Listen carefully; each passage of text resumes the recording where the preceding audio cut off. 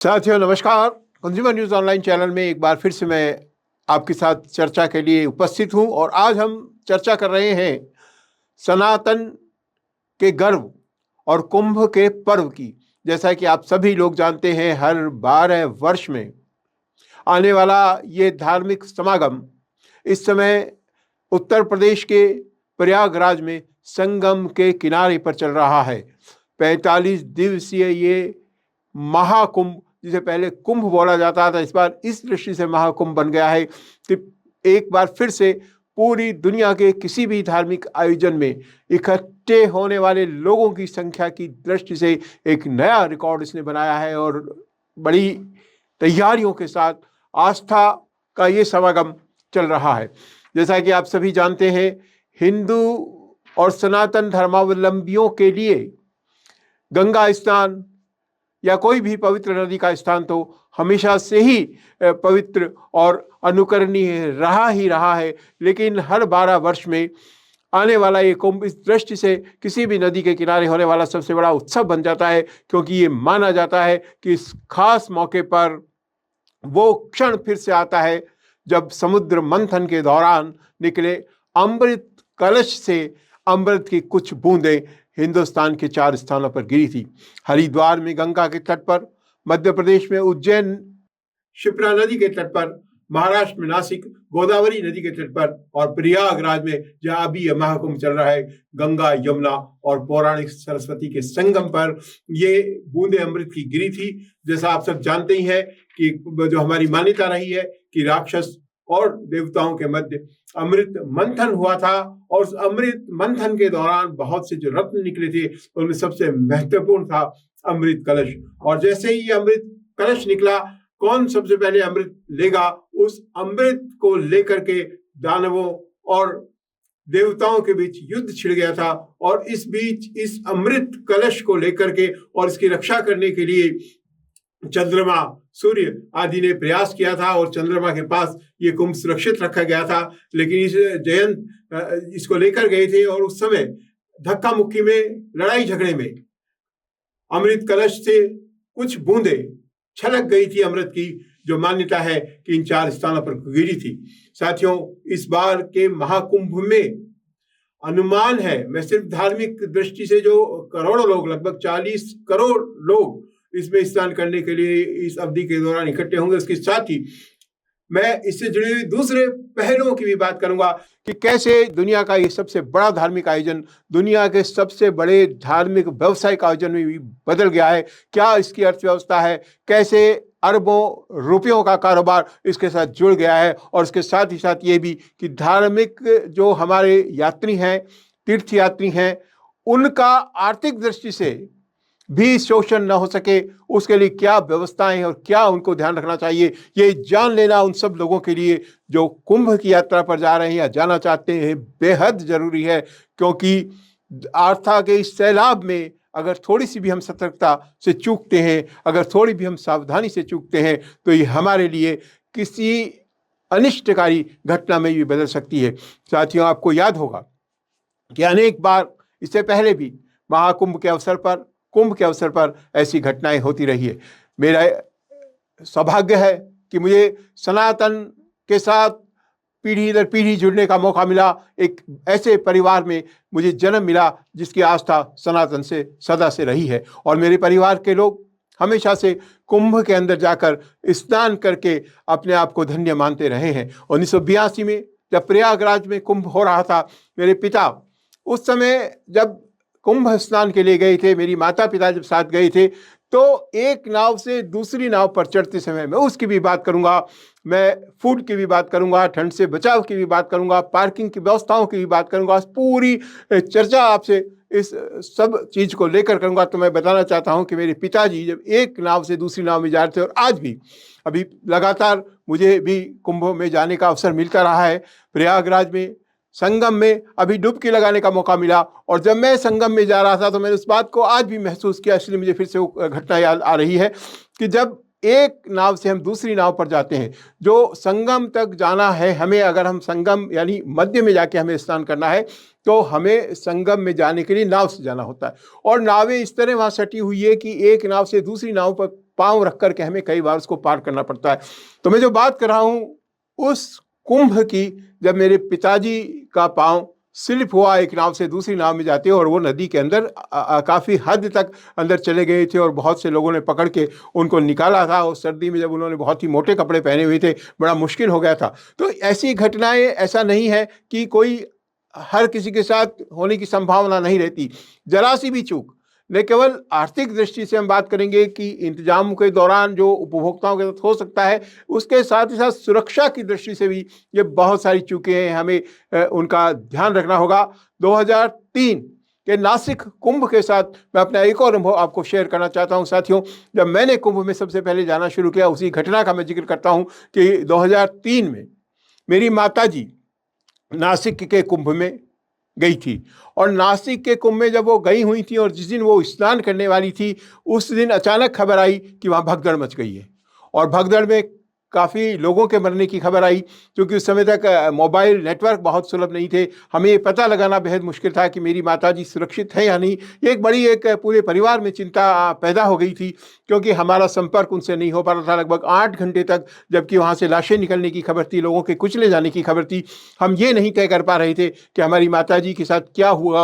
और मैंने तब सबसे पहले 2003 में तुरंत अपना टिकट कराया, और इस स्थिति में मैंने नासिक जाने का फैसला किया, कुंभ में जाने का फैसला किया। उससे जुड़ी हुई ये घटनाएं, हालांकि जब मैं निकलने लगा और जब मैं रेलवे तक पहुंचा हूं, तब तक हमारे पास ये खबर आ गई थी कि मेरी माताजी सुरक्षित है और वो उन्होंने बेहतर ढंग से कुंभ का स्नान कर लिया है। लेकिन वो घटना आज तक मेरी जहन में इसलिए है कि उसने मुझे सबसे ज़्यादा प्रभावित किया, और मैं सबसे पहले तब कुंभ के लिए रवाना हुआ। क्योंकि मैं अपना टिकट करा के कुंभ के लिए रवाना हो चुका था, इसलिए मैंने तय किया कि मैं कुंभ में जाऊंगा और वहाँ जा करके खुद भी उस पवित्र तीर्थ का स्नान का लाभ लूंगा।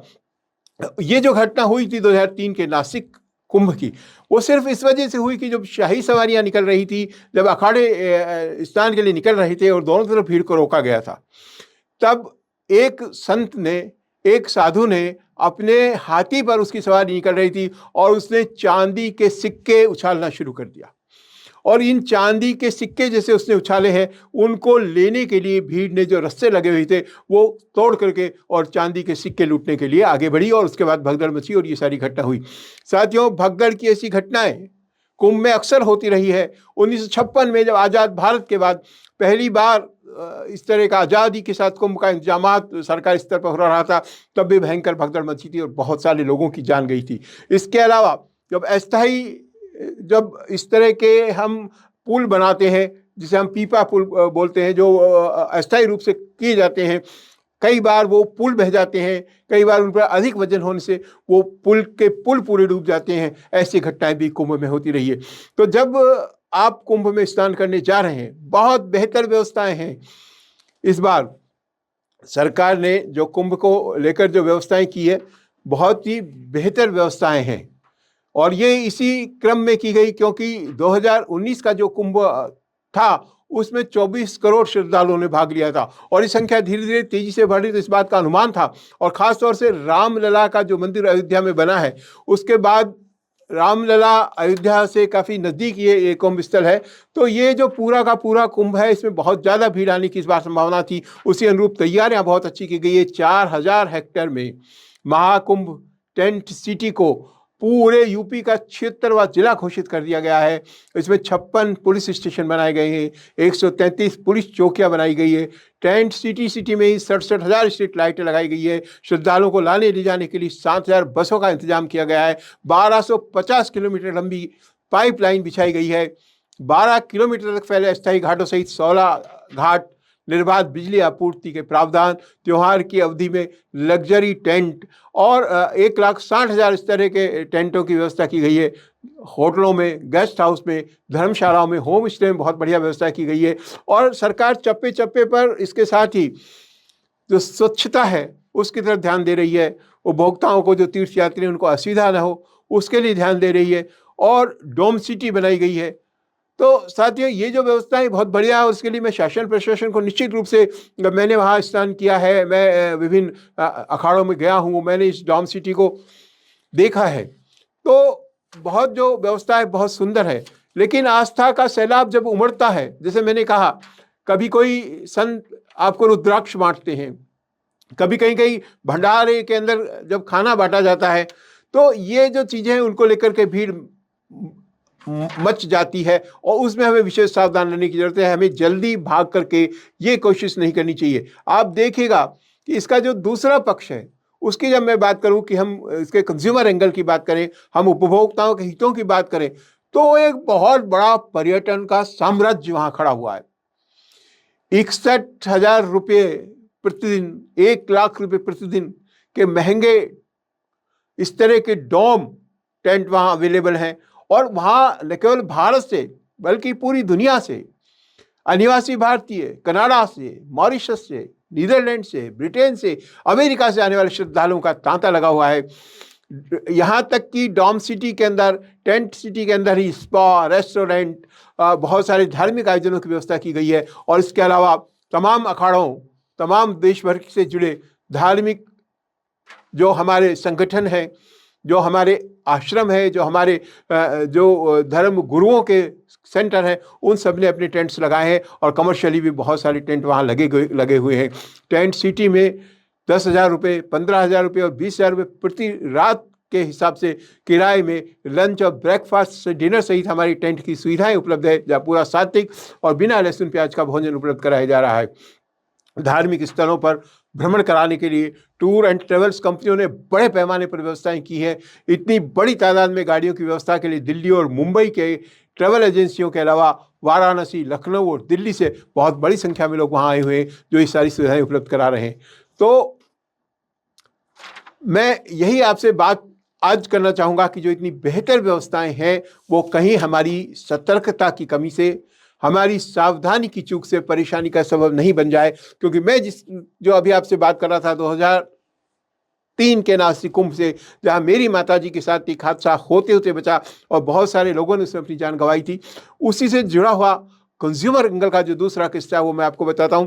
क्योंकि मुझे अचानक माताजी को संभालने की दृष्टि से जाना पड़ा, टिकट की व्यवस्था नहीं थी, मैंने किसी तरह प्रबंध करके वहाँ से टिकट लिया और मैं नासिक जब पहुँचा हूँ, तो नासिक चूँकि मेरे उम्मीद से पहले मुझे लग रहा था बहुत भीड़ है और मैं स्नान नहीं कर पाऊँगा, मैंने एक दिन पहले वहाँ पहुँचकर स्नान कर लिया और जब मैं वापस लौटा तो मेरा टिकट एक दिन बाद का था। तो उससे जुड़ा एक किस्सा बहुत ही महत्वपूर्ण है, 2003 के नासिक का किस्सा है। मेरे साथ मेरे एक साथी थे जो इस पूरी यात्रा में मेरे साथ गए थे, एकदम से भाग कर। हम लोग जब मुंबई में आए हैं, वहाँ से नासिक से आगे हमारा सफ़र मुंबई से था, तो हम रेलवे स्टेशन पर पहुँचे। हमारे पास टिकट कन्फर्म नहीं था क्योंकि यात्रा एकदम से हमने शेड्यूल्ड की थी उस दुर्घटना की वजह से। तो जब हम आए हैं, एक दिन बाद का हमारे पास टिकट था जिसका टिकट कंफर्म होने की संभावना थी, लेकिन उस दिन का हमारे पास टिकट नहीं था। तो मैं रेलवे स्टेशन पर आया मुंबई सेंट्रल में, और रेलवे स्टेशन पर वहाँ बाहर मुझे एजेंट्स मिले और उन एजेंट्स ने मुझे कहा कि हम आपका टिकट अभी कंफर्म आपको दिला देते हैं। मैं जानता हूँ और मैं उन तमाम व्यवस्थाओं से, चूंकि उपभोक्ता संरक्षण से जुड़ा रहा हूं, मैं मानता हूं कि मुझे इस एजेंट सिस्टम में विश्वास नहीं करना चाहिए था, मुझे सतर्क होना चाहिए था कि इस तरह का धोखा हो सकता है। लेकिन परिस्थितिवश आदमी जब इस तरह की परिस्थिति में फंसता है तो वो कहीं ना कहीं विश्वास कर लेता है, और जब धर्म के किसी काम में जाता है तो इतना धर्ममय हो जाता है कि उसको लगता नहीं कि धार्मिक स्थानों पर भी उनके साथ शोषण और गड़बड़ी के लिए ऐसे लोग बैठे हुए हैं। उन लोगों ने मेरा टिकट लिया, अगले दिन का मेरा टिकट लिया, वो मेरे से ले लिया और उन्होंने कहा कि हम आपका आज का टिकट करा के दे देते हैं, आप हमें इतना पैसा और दे दीजिए।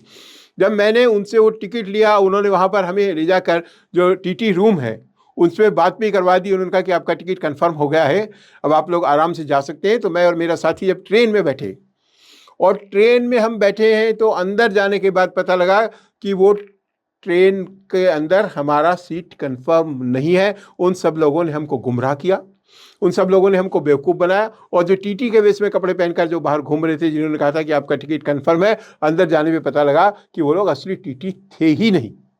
स्थिति इस कदर खराब हो गई, हम पुलिस कार्रवाई के लिए उतर नहीं सकते थे क्योंकि हमें वापस आना था, और उन्होंने हमें एक जनरल का टिकट पकड़ाया था। अल्टीमेटली हमें जनरल डब्बे में जाके बैठना पड़ा, कोशिश करके किसी तरह, और इतनी भारी भीड़ में मुंबई से लेकर जयपुर तक का सफ़र हमें बैठ करके जनरल डब्बे में किसी तरह से पूरा करना पड़ा। इस तरह का धोखा हमारा रेलवे स्टेशन पर हुआ। तो साथियों, जब इस तरह के बड़े आयोजन होते हैं तो वहीं सतर्कता की सबसे ज़्यादा ज़रूरत इन तमाम चीज़ों को लेकर है। अब मैं बात करूँगा एक तरफ हमारी आस्था है, एक तरफ हमारा धर्म है, एक तरफ हमारा विश्वास है। और जब हम धर्म और आस्था में डूबे होते हैं तो हम इतने सात्विक हो जाते हैं, इतने सत्य के प्रति हो जाते हैं कि हमें नहीं लगता कि दूसरा सामने वाला जो व्यक्ति है वो हमारी इसी भावना का दोहन करने के लिए वहाँ बैठा हुआ है। तो वहाँ आपको सतर्क होने की जरूरत है। अगर आप भी कुंभ के मेले में जा रहे हैं तो इन चीज़ों से सावधान आपको रहना ही होगा। जो सबसे पहली चीज़ है आपकी सुरक्षा, और ये सुरक्षा कई तरह से हो सकती है। ये केवल आपके साथ दुर्घटना की दृष्टि से नहीं है। अभी हमने देखा कि इस कुंभ के दौरान भी एक टेंट में गैस का सिलेंडर फट जाने के कारण आग लगी। अब उसके बाद अफवाह फैल सकती है, उसके बाद दूसरी घटनाएं घट सकती है। आप जब नदी में स्नान करने के लिए जा रहे हैं उस समय दुर्घटना हो सकती है। एकदम भगदड़ में जब आप नदी में नहीं हैं, आप बाहर हैं, शाही सवारियां निकल रही है, आपको रोका गया है, किसी भी कारण से अगर भगदड़ मचती है, आपकी लाइन टूट जाती है तो आप कुचले जा सकते हैं। आप देखिए कितने धार्मिक स्थल ऐसे रहे हैं जहाँ कुचलने से बहुत सारे लोगों को अपनी जान गंवानी पड़ी है। उसके साथ ही साथ जुड़ी हुई जो दूसरी सुरक्षा है वो आपके माल की है, आपके पैसे की है। ऐसी जगहों पर जेब कतरे बहुत प्रमुखता से हैं, वो आपकी जेब काटने की फिराक में है और आपके लिए वापस आना दुश्वार हो सकता है, क्योंकि आपके सारे साधन, आपके सारे कार्ड, आपके सारे पर्स, आपकी चीज़ें इस तरह से जा सकती है। तो एक तो सुरक्षा आपको जान माल की तो वहाँ रखनी ही होगी, क्योंकि भीड़ भाड़ में खास तौर से तब जब हम उनके प्रति सतर्क नहीं रहते, क्योंकि हमारी भावनाएं धार्मिक हो जाती है, हम धर्ममय हो जाते हैं और हमारा पूरा भाव आस्था के साथ, मन के विश्वास के साथ भगवान की तरफ आसक्त होता है। उस समय हम बाकी चीज़ों से काफ़ी हद तक अपने आप को मानसिक रूप से अलग कर लेते हैं। उस समय ऐसी घटनाएं बढ़ने की संभावनाएं बहुत ज़्यादा हो जाती है। साथियों, दूसरी जो गड़बड़ी वहाँ हो रही है, जिसकी तरफ मैं आपको कहता हूँ आपको सतर्क रहना चाहिए, वो है कि क्या वो पवित्र तीर्थ तक आप जा रहे हैं। आपको नदी के अंदर ले जाया गया और आपको कहा गया कि आप संगम के अंदर स्नान कीजिए। संगम उस जगह का नाम है जहां गंगा और यमुना की धाराएं आकर आपस में मिलती है, और तीसरी नदी जो सरस्वती है वो लिप्त नीचे से उस स्थान पर है, तो उस जगह को संगम कहते हैं।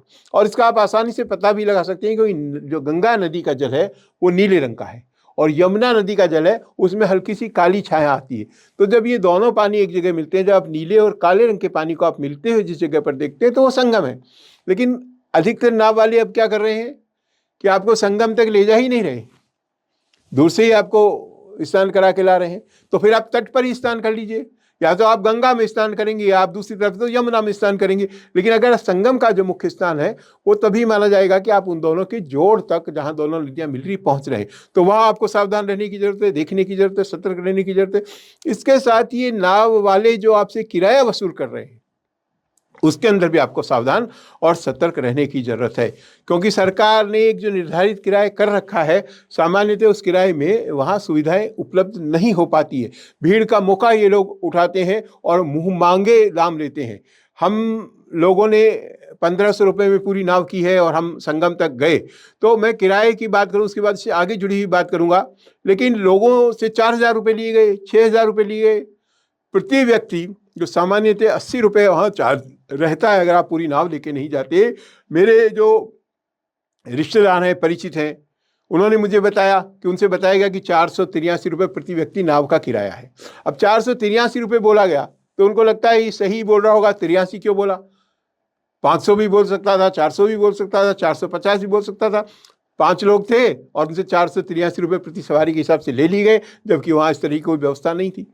तो ये जब आपसे सौदेबाजी करी जाती है, वहाँ आपको ये ध्यान रखने की जरूरत है कि आप पहले से स्टडी करने की कोशिश करें, पहले समझने की कोशिश करें। और जब नाव आपको लेकर जा रही है और उसके बाद जब आप वापिस संगम में पहुंच रहे हैं, वहाँ दूसरी नाव खड़ी है। अब वो आपसे घुसते ही कहेंगे कि नहीं, आपको तो अगर हमारी नाव पे आके स्नान करना है तो आप 100 रुपये पर हेड दीजिए, आप 150 रुपये पर हेड दीजिए, 40 रुपये पर हेड दीजिए। तो यहाँ भी आपको ये समझने की जरूरत है कि इसके संबंध में आपको सही ढंग से निर्णय करना है कि कहीं आपसे अधिक मूल्य वसूली तो नहीं हो रही, आपसे अधिक कीमत तो नहीं ले रहे। अब नाव से अंदर जाने के बाद की बात अगर करें तो वहाँ बहुत सारे हमारे ऐसे लोग हैं, धार्मिक लोग हैं जो पूजा कराने का काम करते हैं। अगर आपने उनसे पहले निर्णय तय नहीं किया है तो वो आपसे कितना भी पैसा बाद में मांग सकते हैं और वो अक्सर विवाद का कारण बनता है। वो आपसे विभिन्न दान का संकल्प करवाएंगे, बहुत सारी पूजाएं बाद में बताएंगे और बाद में कहेंगे इसका इतना रुपया होगा, इसका इतना रुपया होगा। कई बार तो ऐसी स्थिति आती है कि जो यजमान जो हैं, जो वहाँ ये सब कराना चाहते हैं, उनके पास उतना पैसा ही नहीं होता जितना पैसा वो मांगते हैं और बाद में विवाद का कारण बनता है। तो आप ये मत समझिए, आप तो धार्मिक हैं, आप तो आस्थावान हैं, लेकिन जो सामने बैठा है वो कहीं आपको धर्म को आपकी कमजोरी ना समझ ले, वो कहीं आपको इस वजह से गुमराह नहीं करे। ये आपको सचेत रहने की जरूरत है। तो आप पहले से तय कीजिए। इसके साथ ही जब इतनी भारी भीड़ हो जाती है, जब व्यवस्थाएं इस तरह की होती है कि सामान्य व्यवस्था हम उसको नहीं कह सकते, तो समस्या ये आती है कि जो खाना वहां मिल रहा है, जो फूड की क्वालिटी है, वो किस लेवल की है। अब वो सभी तरह का खाना वहाँ मौजूद है, आदमी थका है, घंटों की लाइन में लग के आ रहा है, तो उसको जैसा खाना बाहर दिखता है वो उसको खा लेता है और बाद में अगर वो अच्छी गुणवत्ता का नहीं है तो बीमारी का कारण बनता है। तो ये मैं शासन से भी अनुरोध करना चाहूँगा, प्रशासन से भी अनुरोध कर रहा हूँ, उपभोक्ताओं से तो मैं कह ही रहा हूँ कि आप लोग पहले देखिए, गुणवत्ता को जांचिए। लेकिन मैं शासन से यही कहना चाहूँगा कि आपने इतनी बढ़िया व्यवस्थाएं की है, आपने तमाम तरह की व्यवस्थाएं की हैं, तो आपको फूड की क्वालिटी को इंश्योर करने के लिए भी FSSAI के माध्यम से या जो दूसरे भी निकाय इस चीज़ को, गुणवत्ता को निर्धारित करें, ये व्यवस्था भी देखनी चाहिए कि वहाँ लोग जो खाना बना रहे हैं, पूरी सब्जी बना रहे हैं, छोले बना रहे हैं, कचौरी समोसा बना रहे हैं, पकौड़े निकाल रहे हैं, वो किस क्वालिटी का उत्पाद काम में ले रहे हैं। वो जो तेल काम में ले रहे हैं उनमें बहुत सी जगह मैंने देखा कि बहुत ही घटिया क्वालिटी का तेल है, उसको बार बार उबाला जा रहा है, वो बीमारी का कारण बन सकता है। जो बेसन मैंने देखा वो पकौड़ी में काम में ले रहे हैं, उसके अंदर उन्होंने कलर मिला रखा है। बेसन के अंदर मक्की का आटा है, मैदा है, उसको मिला मिला करके घोल के लिए वो तैयार कर रहे हैं। तो ये जो क्वालिटी है फूड की, चूंकि वो हमारे स्वास्थ्य को प्रभावित करता है, और जब आप ऐसी जगह हैं जहां आपको अगर दस्त लग जाते हैं, उल्टी हो जाती है, तो संभालना मुश्किल हो सकता है। हालांकि सरकार ने इस बार बहुत सारे औषधालय खोले हैं, बहुत सारे टेम्परेरी अस्पताल बनाए हैं जो आपकी मदद करें, लेकिन इसमें हमें सतर्क रहने की जरूरत है।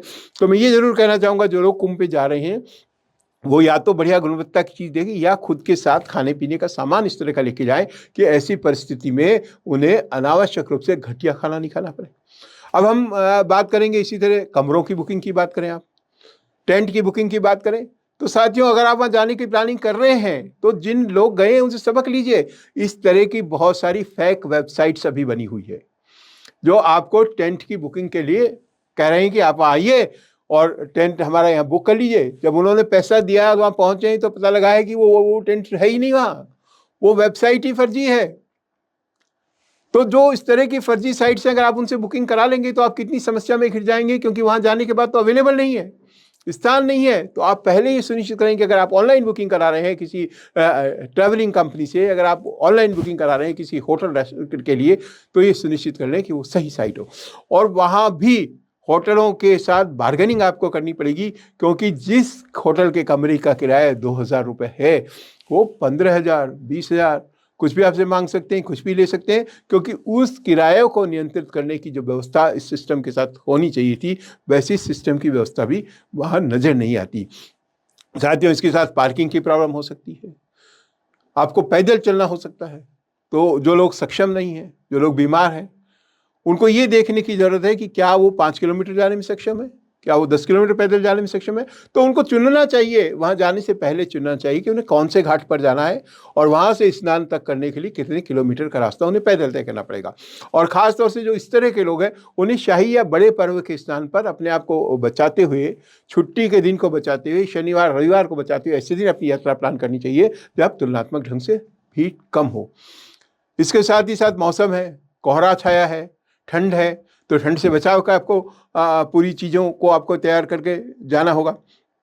जो दुर्घटनाओं से जुड़ी दूसरी चीज़ है, नाव की मैं बात करी, मैंने मेरे पिताजी की बात की, वापस मैं कहना चाहूँगा, सरकार ने नियम बनाया और ये पूरे देश में ही प्रभावी है। तो अभी प्रयागराज में प्रभावी है कि जब नाव में आपको यात्रा कर रहे हैं तो आपको एक लाइफ जैकेट दी जाती है, वो आपको पहन कर ही जाना है।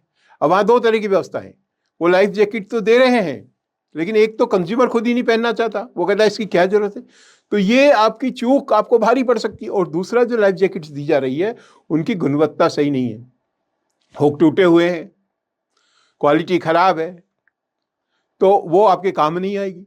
तो जब आप दुर्घटना हो जाएगी उस समय तो हमें लगता है सामने संगम जाके आना है, लेकिन नहीं पता कि दुर्घटना कब हो जाए। तो ये हमें देखना ज़रूरी है कि जो लाइफ जैकेट्स वो हमें पहना रहे हैं वो सही है या नहीं। और हमें भी ये लापरवाही नहीं करनी चाहिए, नहीं इतनी सी दूर तो जाके आ रहे हैं, हमें नहीं पहननी, हमने दिखाने के लिए उसको कंधे पे डाल लिया है ताकि कोई देख रहा है तो उससे देख।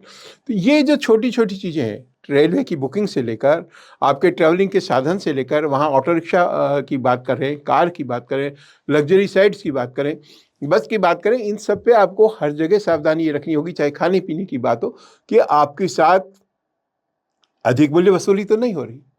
क्योंकि ये पूरा का पूरा एक धार्मिक आयोजन है, लेकिन इसका जो दूसरा पक्ष है, बहुत बड़ी अर्थव्यवस्था है। 2 लाख करोड़ रुपए का पूरा इकोनॉमी है जो इस 40-45 दिन के अंदर घूम जानी है। और उसमें बहुत सारे लोग ऐसे बैठे हैं जिनका मकसद धार्मिक नहीं है, श्रद्धा नहीं है, सेवा नहीं है।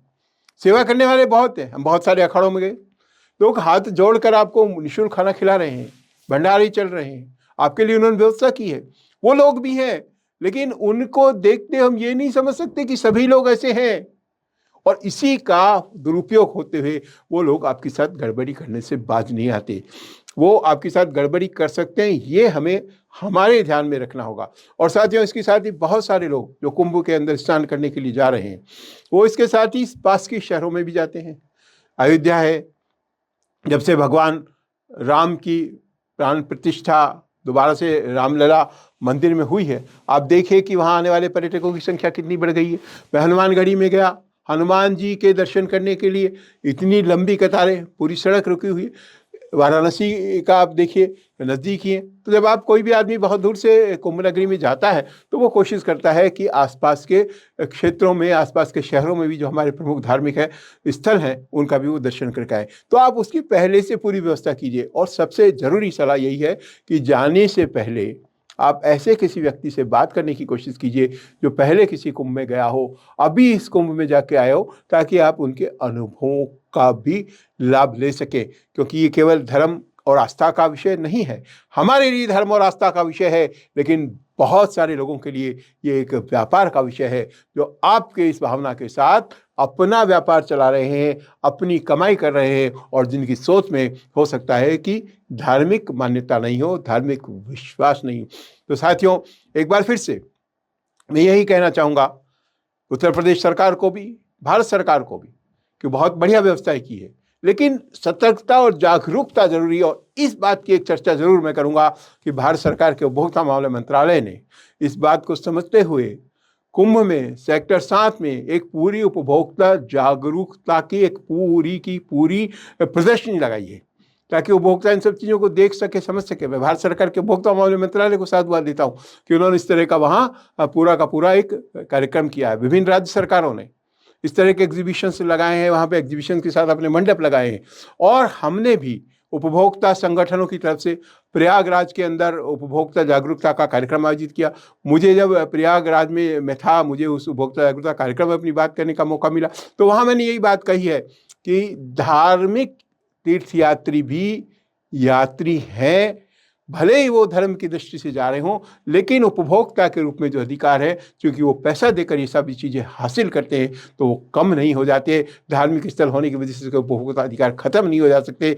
उसके शोषण के खिलाफ उसको शिकायत करने का अधिकार है, उसको कार्रवाई करने का अधिकार है। तो साथियों, अगर कुंभ में आप गए हैं और आपके साथ या आपके किसी साथी के साथ इस तरह की घटना हुई है जहाँ उसके उपभोक्ताओं के अधिकारों का हनन हुआ है, तो आप शिकायत भी कर सकते हैं। राष्ट्रीय उपभोक्ता हेल्पलाइन में शिकायत कर सकते हैं, उपभोक्ता आयोगों में शिकायत कर सकते हैं, उपभोक्ता संगठनों के पास जाकर के कार्यवाही के लिए आप उनसे अनुरोध कर सकते हैं। और इसके साथ ही साथ तमाम दूसरे अवसर आपके साथ खुले हैं। साथियों, यह हमारा चैनल, जैसा कि आप सब जानते हैं, कंज्यूमर प्रोटेक्शन का चैनल है, उपभोक्ताओं की समस्याओं से जुड़ा हुआ चैनल है। और हर बार हम कुछ न कुछ नई चीज़ उपभोक्ता संरक्षण से संबंधित लेके आते रहे हैं। देश भर में तीर्थयात्रियों के साथ होने वाले शोषण का भी हम समय समय पर खुलासा करते रहे हैं। बहुत सारी और भी बातें हम लेकर आते रहेंगे। लेकिन इस पर बने रहने के लिए आपने अगर अभी तक इस चैनल को सब्सक्राइब नहीं किया है, तो मैं आपसे अनुरोध करता हूँ इसको सब्सक्राइब करें, और एक सेवा के तौर पर मानते हुए दूसरे लोगों को इसको शेयर करें, ताकि जो लोग धार्मिक आस्था के चलते, धार्मिक विश्वास के चलते तीर्थ यात्राओं पर जाते हैं, कुंभ जैसे महापर्व में जाते हैं, वो भी धर्म की आस्था के साथ होने वाले व्यावसायिक खिलवाड़ से अपने आप को बचा सके और ज़्यादा बढ़िया ढंग से उन तमाम सुविधाओं का जो सरकारी स्तर पर की गई है, मैं फिर कहना चाहता हूँ इस बार की व्यवस्थाएं बहुत बढ़िया है। पूरा जो लंबा चौड़ा कुंभ नगरी अलग से बसाई गई है, उसके अंदर पानी, बिजली, सफाई, पहली बार मैंने इतनी बेहतरीन सफाई देखी है कि जब भी हर थोड़ी देर बाद वहाँ सफाई हो रही है। और जब ऐसी भीड़ होती है तो वहाँ जो शौचालय होते हैं, जो मूत्रालय होते हैं, उन पर जिस तरह की बदबू इकट्ठी हो जाती है उसको दूर करने के लिए विशेष घोल बनाए गए हैं, उनको वहाँ पे लगातार छिड़का जा रहा है। तो निश्चित रूप से हम सराहना कर सकते हैं, लेकिन अब साथ ही साथ हमें भी सतर्क रहने की ज़रूरत है ताकि हम इन सुविधाओं का बेहतर उपयोग कर सकें और किसी भी प्रकार की गड़बड़ी से अपने आप को बचा सकें। इस बार का कुंभ इस दृष्टि से भी महत्वपूर्ण है कि इसको डिजिटलाइज किया गया है। आपके पास ऐप्स अवेलेबल है, उत्तर प्रदेश सरकार ने कुंभ की ऐप बनाई है, आपको उसकी ऐप को डाउनलोड करना चाहिए, क्योंकि जो बहुत सारे रास्ते बनाए गए हैं, कई बार भीड़ की वजह से एक रास्ता बंद किया जाता है, दूसरा रास्ता खोला जाता है। अब आप यात्रा कर रहे हैं तो आपको अंदाजा नहीं कि इधर से आप जा रहे हैं, रास्ता खुला, हम घूम रहे हैं, कई किलोमीटर को हमें चक्कर लगाने पड़े हैं। जो रास्ता हम 15 मिनट में पूरा कर सकते थे, हमें 2 घंटे लगे, क्योंकि जो रास्ता पहले खुला था थोड़ी देर बाद भीड़ की वजह से बंद किया जा सकता है। तो इस तरह की ऐप पर वो सारी सूचनाएं हैं, सारा जो ट्रैफिक कंट्रोल सिस्टम उसकी जानकारी है। तो अगर आप कुंभ में जा रहे हैं और आप थोड़े से फेमिलियर हैं, डिजिटल फेमिलियर हैं, तो आपको इस तरह की ऐप्स को इंस्टॉल करना चाहिए, तमाम सूचनाओं के साथ अपने आप को जोड़े रखना चाहिए। एक बार पुनः बहुत बहुत बधाई देता हूँ इंतजाम के लिए, और साथ ही उन सब लोगों को जो इस पर्व में जाकर कहते हैं, जो भारत सरकार के और उत्तर प्रदेश सरकार के विज्ञापनों में हमने देखा है, पुण्य फले कुंभ चले। जो लोग कुंभ जाके आए हैं उनको बहुत बहुत बधाई, शुभकामनाएं। उनका पुण्य का प्रताप है कि उन्हें स्नान का मौका मिला, और जो जाना चाहते हैं उनसे भी मेरा अनुरोध है, जाइए, इस आस्था के इस संगम को, इस महापर्व को छोड़िए मत, क्योंकि वर्षों बाद इस तरह का मौका आता है जब आप अपनी धार्मिक मान्यता के अनुसार स्नान कर सकते हैं। लेकिन आस्था के इस सैलाब में अपनी सतर्कता को मत बह जाने दीजिए, अपनी सावधानी को मत बह जाने दीजिए। एक शुभ, स्वस्थप्रद, अच्छी यात्रा करके लौटिए और लोगों तक इसका संदेश दीजिए। धन्यवाद। जय हिंद।